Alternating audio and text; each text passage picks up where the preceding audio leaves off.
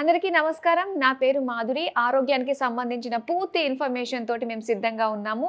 మరి బోల్డన్ని ఆసక్తికరమైన విషయాలు, టిప్స్ గురించి మనకు తెలియజేయడానికి మనతో పాటు ఉన్నారు celebrity homeo physician doctor Chetan గారు. నమస్కారం డాక్టర్ గారు. నమస్తే మేడం. డాక్టర్ గారు, ప్రతి ఒక్కళ్ళు కూడా ఈ రోజుల్లో స్లిమ్గా ఉండాలి.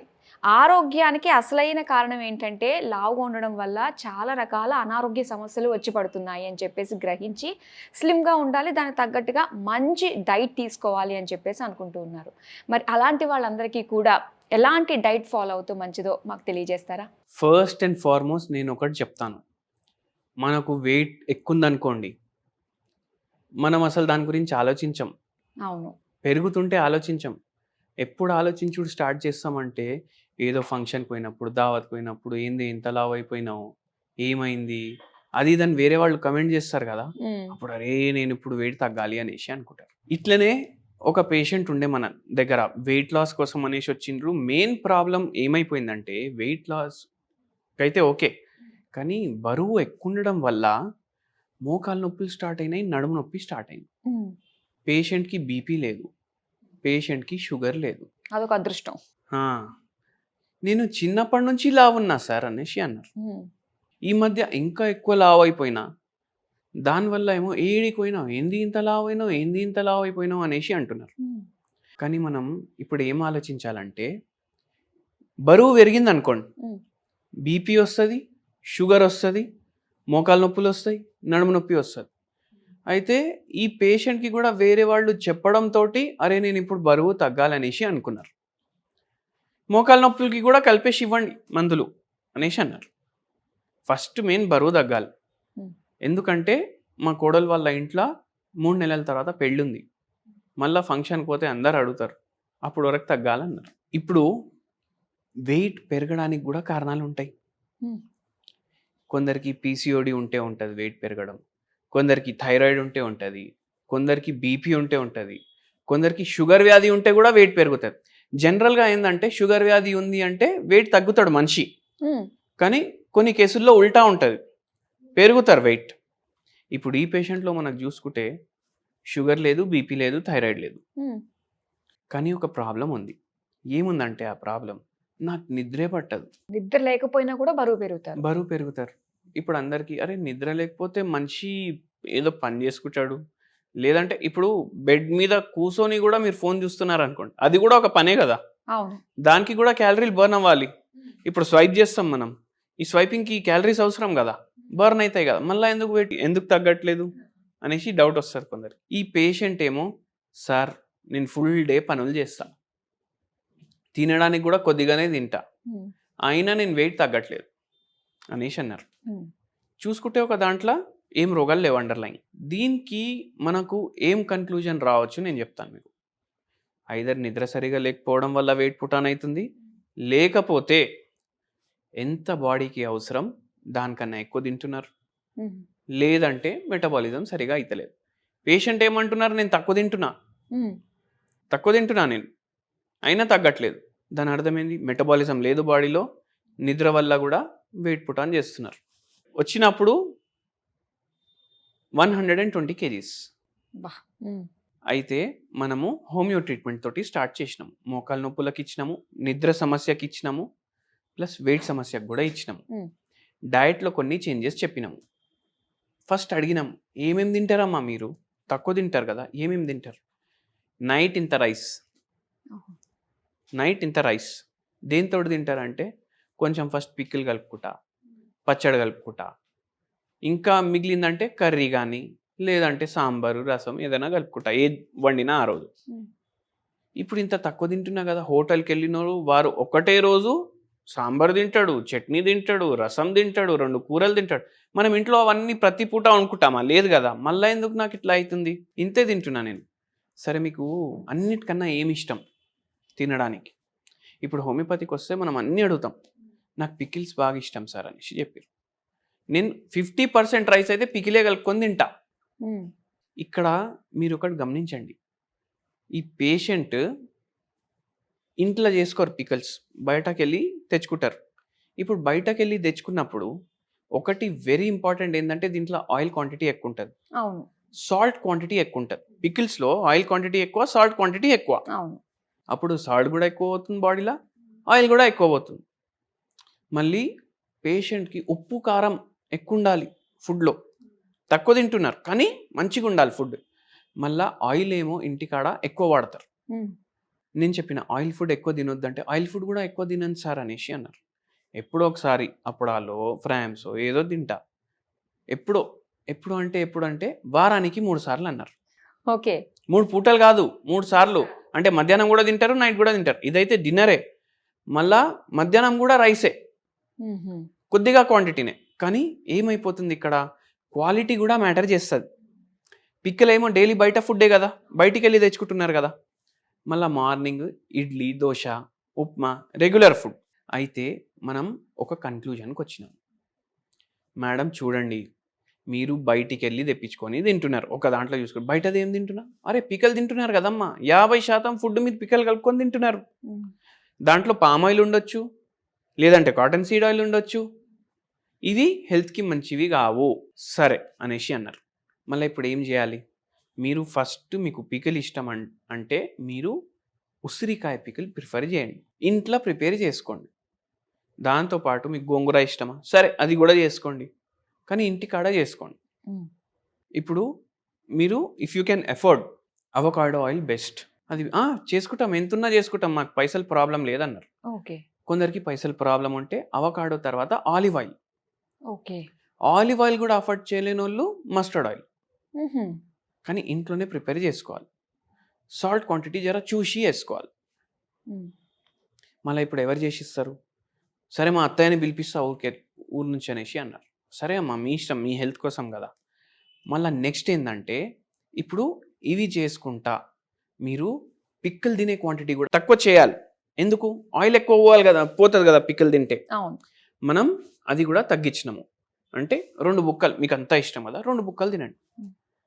అండ్ వెరీ ఇంపార్టెంట్లీ, ఇప్పుడు పిక్కలు ఇట్లా తగ్గించినాము, సాల్ట్ కంటెంట్ తగ్గింది, ఆయిల్ కంటెంట్ చేంజ్ అయింది, ఆయిల్ క్వాలిటీ చేంజ్ అయింది. క్వాంటిటీ ముఖ్యం కానీ క్వాలిటీ దానికన్నా ఎక్కువ ముఖ్యం. మళ్ళీ వారానికి 2 సార్లు బయటికి వెళ్ళి తెప్పిస్తాం. బిర్యానీనో ఏది ఇష్టం ఉంటే అది. పిల్లలు కూడా తెప్పిస్తారు మధ్యలో, పిజ్జా అవి ఇవి. మళ్ళా ఇప్పుడు మార్నింగ్ తింటే, మధ్యాహ్నం తింటే, నైట్ తింటే, మళ్ళీ దాని మధ్య ఏం తినొద్దని చెప్పినా నేను. ఇప్పుడు పిల్లలు పిజ్జా తెప్పించారు అనుకోండి, ఒక 5-6 బుక్కలు అది తినేసేయడం, అట్లా కూడా చేయొద్దు. స్ట్రిక్ట్ ఉండాలి. మొత్తం మీ వెయిట్ తగ్గుడు మీ చేతుల్లోనే ఉంది. మీ చేయి ఇడికి పోతే వెయిట్ పెరుగుతుంది. చాయ్ తాగితే కూడా చక్కెర వేసుకోవద్దు దాంట్లో ఎక్కువ. చక్కెర మొత్తం మైనస్ చేసేయాలి లైఫ్లోకి వెళ్ళి. మళ్ళీ స్వీట్లు ఎవరు తింటారు సార్ అనేసి అడిగారు. అమ్మ మీరు తినొద్దమ్మా స్వీట్, ఇప్పుడు పెళ్ళి ఉంది కదా 3 months తర్వాత, మీ పెళ్ళే అనుకొని అని చెప్పిన. మీరు తగ్గాలి, ఇప్పుడు నాకు మంచి రిజల్ట్ కావాలి, మీరు ఇట్లా చేస్తే ఖచ్చితంగా తగ్గుతారని చెప్పిన. అట్లా పేషెంట్కి మనం డైట్లో కొన్ని చేంజెస్ చేసినాం. అంటే ఏది ఎక్స్ట్రా కొనేసి ఇది తినండి. ఇప్పుడు కొందరు ఏం చేస్తారు, బ్లూబెర్రీస్ కొనేసి తినండి, డయాటిక్స్లో అట్లా చెప్తారు. మనం ఏం చేసినాం, హోమియోపతి మందులు స్టార్ట్ చేసినాం, క్వాలిటీ ఆఫ్ ఫుడ్ చేంజ్ చేసినాం. మళ్ళీ థర్డ్ మనం చేసింది ఏంటంటే, ఇప్పుడు నేను అందరు పేషెంట్లకు చెప్తాను, ఇది వెయిట్ లాస్ కోసం వచ్చిన వాళ్ళకి, మీరు ఎంత అవసరం దానికన్నా ఎక్కువ తింటున్నారు కదా క్వాంటిటీ, మీరు దాన్ని సగం చేయండి. డాక్టర్ చేతన్ రాజ్ అంటేనే హాఫ్ మీల్ డైట్ చెప్తారు అనేసి అందరు చెప్తారు. అంటే ఏంటంటే, మార్నింగ్ ఇడ్లీ తింటున్నారు, మీరు 4 ఇడ్లీలు తింటున్నారు. 4 ఇడ్లీ తినాలనిపిస్తుంది మీకు, కానీ మీరు 2 ఇడ్లీలు తినాలి. మార్నింగ్ 4 ఇడ్లీలు తినాలనిపిస్తుంది కదా, 2 ఇడ్లీలు తినాలి. మధ్యాహ్నం ఇంత రైస్ తినాలనిపిస్తుంది మీకు, ఇంతే రైస్ తినాలి. నైట్ ఇంత రైస్ తినాలనిపిస్తుంది, ఇంతే రైస్ తినాలి. మీ ఏజ్ బై ఛాన్స్ 40 దాటింది, మీ మెటబాలిజం స్లో ఉంటుంది, నైట్ రైస్ తినకండి, ఒక్క జొన్న రొట్టె తినండి. ఇట్లా ఈ పేషెంట్కి ఆల్టర్ చేసినాం డైట్. నైట్ జొన్న రొట్టె చేసేసినాము, మళ్ళీ మధ్యాహ్నం ఏమో రైస్ కానీ సగం క్వాంటిటీ, దాంట్లో కూడా పికిల్తోటి 2 బుక్కలు కలుపుకొని తినాలి. ఇట్లా చేసుకుంటా 4 నెలల్లో ఆ పేషెంట్కి ఆల్మోస్ట్ 20 kgs తగ్గింది విత్ హోమియోపతి మెడిసిన్. ఓకే. ఇప్పుడు పేషెంట్ ఇంత డైట్ చేస్తున్నారు, మళ్ళీ హోమియోపతి మెడిసిన్ ఏం చేస్తుంది, డైట్ వల్ల కూడా తగ్గొచ్చు అనేసి అంటారు. కానీ ఏంటంటే, హోమియోపతి మెడిసిన్ మీరు వాడుకుంటూ వెయిట్ లాస్ చేసిర్రు అనుకోండి, ఆన్ అన్ యావరేజ్ మీరు 1 yearలో 20 kgs తగ్గినరు అనుకోండి వితౌట్ మెడిసిన్. హోమియోపతి మెడిసిన్ వాడుకుంటే మనం 6 monthsలో 20 kgs తగ్గొచ్చు. ఓకే, అంటే half of the Metabolic- time మనం సేవ్ చేసేసుకుంటున్నాం. హా, అంటే మెటబాలిజం ఫాస్ట్ చేస్తుంది. ఇప్పుడు మెటబాలిజం తక్కువ ఉంది కదా, ఓకే. ఫాస్ట్ చేస్తుంది homeopathy medicine. And without side effects ఉంటుంది. ఇప్పుడు వేరే దాంట్లో కూడా మెడిసిన్స్ వస్తాయి. ఎట్లాంటి మెడిసిన్స్ వస్తాయి? ఇప్పుడు అది తింటే ఫ్యాట్ అబ్జార్బ్ చేయదు బాడీ, అట్లాంటి మెడిసిన్స్ ఉంటాయి. కానీ అవి సైడ్ ఎఫెక్ట్లతో పాటు వస్తుంది కదా. అవును, పైగా దానికి సపోర్టింగ్ మెడిసిన్ కూడా వాడుతూ ఉండాలి. ఆ. ఇప్పుడు జనాలు ఏం చేస్తారు, 20,000 ఏదో షేకులు తీసుకుంటారు, అది తీసుకుంటారు, ఇది తీసుకుంటారు. మీకు కూడా ఐడియా ఉంటుంది, ఈ షేక్ తాగండి, మార్నింగ్ ఈ షేక్ అవును. తాగాలి, నైట్ ఈ షేక్ తాగాలి, మధ్యాహ్నం ఎంత కావాలంతే తినండి. మీరు విన్నారు కదా ఇటువంటి. విన్నానండి. ఇప్పుడు మనం కామన్ సెన్స్ తోటి ఆలోచిద్దాం. మార్నింగ్ ఒక దాంట్లో చూసుకుంటే మీరు ఏం తింటలేరు, నైట్ ఒక దాంట్లో చూసుకుంటే ఏం తింటలేరు, అవును. ఓన్లీ మధ్యాహ్నం తింటున్నాం. ఇప్పుడు ఆ 20,000 షేక్ కొనేసి అది చేసే బదులు ఆ 20,000 బచాయించుకొని కూడా ఒక పూట తింటే వెయిట్ తగ్గుతాడు కదా మనిషి. అవును, పెద్దగా ఫ్యాన్సీ డైట్స్, డబ్బులు ఎక్కువ ఆ. ఖర్చు పెట్టడం ఇవేమీ కనిపించకుండా అన్ని తినే దాంట్లో హాఫ్ హాఫ్ ఆఫ్ తినాలి, ఇంట్లో వండుకొని తినాలి, బయట ఫుడ్ ఏమో టచ్ చేయొద్దు. అండ్ అక్కడ మనం డబ్బులు ఖర్చు పెడుతున్నాం, ఇక్కడ మనం డబ్బులు మిగిల్పిస్తున్నాం కదా. సగం అంటే నెల రేషన్ మీకు 2 నెలలు వస్తుంది. అవును, అవునా కాదా? సో ఈ పేషెంట్కి వెయిట్ తగ్గుడైతే తగ్గినరు, 80% మోకాలు నొప్పులు కూడా తగ్గినాయి మన మెడిసిన్కి. ఓకే. అండ్ దాని తర్వాత 1.5 yearలో పేషెంట్ ఏమో 80 kgs వచ్చిండ్రు ఫ్రమ్ 120. అండ్ చాలా ఖుషి అయిపోయి మోకాలు నొప్పులు కూడా తగ్గిపోయినాయి. అండ్ నిద్ర కూడా మంచిగా రావడం స్టార్ట్ అయింది మెడిసిన్ తోటి. సో ఇట్లా చాలా సపోర్ట్ చేస్తుంది హోమియోపతి మెడిసిన్. మీకు ఎంత తినాలనిపిస్తే మైండ్లో పెట్టుకోండి, సగం తినాలి. మళ్ళీ ఇంకోటి ఏంటంటే, ఇప్పుడు కొందరు ఏమంటారంటే మాకు తినే అలవాటే ఇంత ఇంత ఉంది, ఇప్పుడు మాకు మీరు ఇంత తినమంటుర్రు, మేము ఇంకా ఏం చేయాలి? అయితే ఇక్కడ మనం ఏం చేస్తామంటే, ఇప్పుడు మేము తినంగానే మాకు అరగంటలో ఆకలి అవుతుంది. కొందరైతే ఎట్లా అంటారు, సార్ నేను తింటా, చేతులు కడుక్కుంటా, ఆకలి అవుతుంది, నేను ఏం చేయాలి అనేసి ఇట్లా డౌట్లు వస్తాయి కదా. ఇక్కడ మనం ఏం చేయాలంటే కార్బోహైడ్రేట్స్ లేని వస్తువులు తినాలి. ఓకే. అయితే మనం ఏం చేస్తామంటే, వెయిట్ ఎక్కుంది, మనం సగం తినమన్నాము, కొందరికి ఏమవుతుంది, అరే నాకు మళ్ళీ కాన్స్టిపేషన్ ప్రాబ్లం అవుతుంది అనేసి ఇట్లాంటి డౌట్లు కూడా వస్తాయి. మీరు తినడానికి కూర్చుంటారు కదా, కీరా, ఆనియన్, క్యారెట్, బీట్రూట్, మీకు ఏది ఇష్టం దాంట్లో 2 సెలెక్ట్ చేసుకోండి, చిన్న చిన్న ముక్కలు చేసుకోండి. రైస్ ఇంత క్వాంటిటీ ఉంది కదా, సేమ్ క్వాంటిటీ తీసుకోండి. కొంచెం మిరపకాయ పొడి, కొంచెం ఉప్పు, కొంచెం మిరియాల పౌడర్ కలుపుకోండి. ఒక ముద్ద తినగానే ఒక ముద్ద తినండి. ఓహో, అంటే మీరు ఇంతే తింటున్నారు, దీంట్లో క్యాలరీనే ఉండదు. ఓకే. డైజెషన్ బెటర్ అవుతుంది, కాన్స్టిపేషన్ బెటర్ అవుతుంది, వెయిట్ లాస్ అయితే డెఫినెట్లీ హెల్ప్ చేస్తుంది. ఇది ఓన్లీ వీళ్ళకి కాదు, అంటే చాలా మందికి ఏంది హెల్త్ ప్రాబ్లం ఉంటుంది, దానివల్ల వెయిట్ తగ్గదు, వాళ్ళకు కూడా బెనిఫిట్ చేస్తుంది.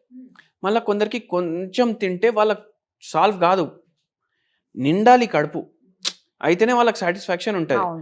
వాళ్ళకు మనం ఒక మీల్ సాలెడ్ తినండి అంటే, అమ్మా ఇప్పుడు సాలెడ్ తినాలన్నా అనేసి అనిపిస్తుంది. అయితే వాళ్లకు ఏం మాడిఫికేషన్ చేస్తున్నాం మనం, ఒక ముద్ద తిని ఒక ముద్ద తినండి, మీకు ఏది కావాలో అది తింటున్నారు కదా మీరు, అవునా కదా? సో అట్లా చేసుకుంటా కూడా మనం వెయిట్ లాస్ చేసుకోవచ్చు. చాలా బాగుందండి, మంచి ఐడియా నిజంగానే.